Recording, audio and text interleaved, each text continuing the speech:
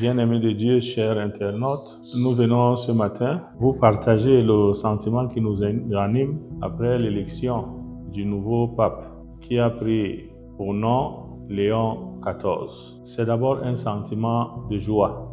De joie pour quelle raison? Parce que le Seigneur lui-même est au cœur de la vie de son Église. C'est lui qui oriente la vie de son Église parce que c'est lui qui a institué cette Église. Et il nous l'a promis en nous disant qu'après sa mission terrestre, au moment où il retourne vers son Père, il ne nous laisse pas orphelins, qu'il enverra le défenseur qui est l'Esprit Saint. Cet Esprit qui sanctifie, qui purifie et qui gouverne. Donc cet Esprit Saint a aidé le collège des cardinaux à élire le nouveau pape. Donc au nouveau pape, au Saint-Père, nous lui souhaitons une santé de fer, que le Seigneur l'accompagne dans l'accomplissement de cette mission qui vient de lui confier. Et comme vous le savez vous-même, le pape avec le collège des évêques, ils sont les garants du dépôt de la foi. Donc, il est le guide, pas seulement des catholiques, mais le guide de toute l'humanité. C'est le vicaire du Christ. Donc, nous allons prier et continuer à prier pour lui, puisque comme nous le faisons